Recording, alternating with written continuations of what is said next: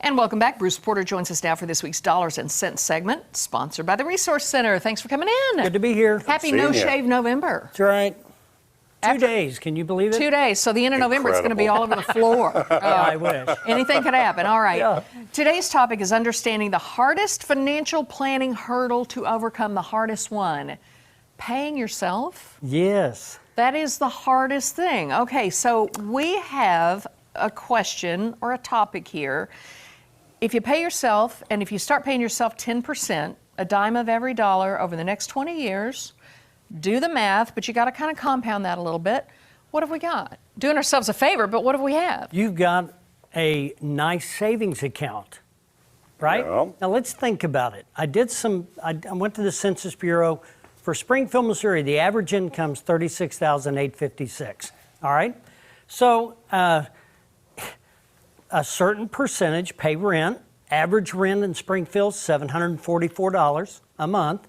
The average mortgage in Springfield is $960. So if you look at that, if that's the median income, that's 24.2% of your income is going to rent. Or if you own a home, 31.25% is going to a mortgage. All right. And the question becomes, why aren't you paying yourself equivalent? Well, because you can't afford to. So what if we back that down and you just give yourself a dime of every dollar that you earn, all right? And it's reasonable, and it's something that's achievable if you just apply some math.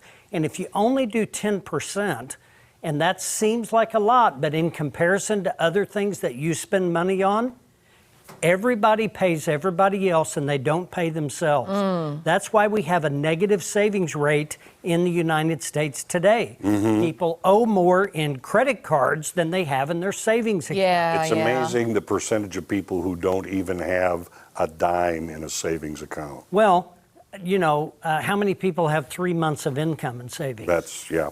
Very few. Not a whole lot. So we're trying to give people ideas on how to correct the behavior. Don't follow the Joneses because they're broke. All right? You gotta make a stand. You've got to have an achievable objective.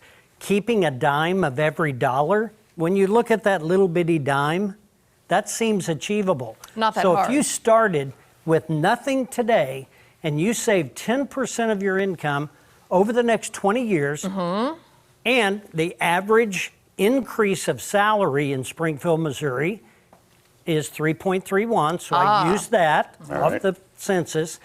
5.53 conservative assumed rate of return. Now, where I got that was a 50% calculation of the S&P 500 over 20 years with no downside risk and no fees. And that's achievable. And that number comes out to 5.53. So I applied that, and look at the number that it comes up with, $176,276, starting with zero today and only 10% of your income for the next 20 years. For the next 20 years, and that's considering if this is your income. If you have a higher income, you're going to get there faster. That's exactly right. If you save more, do the math. Well, the other thing is don't make the mistake of when you hear the phrase, pay yourself first. That doesn't mean pay yourself stuff to go out to movies and buying stuff. This is a savings idea. That's right. It's a savings idea because not very many people have enough income saved that if they had the flu and they were off work for 2 or 3 weeks, they would suffer because they don't have fallback money. Right. Right? And so I think there's one more slide we can look at. So you look at that over time. In 5 years, you have $22,500 In 5 saved. years. That's In 10 admirable. years, $56,000.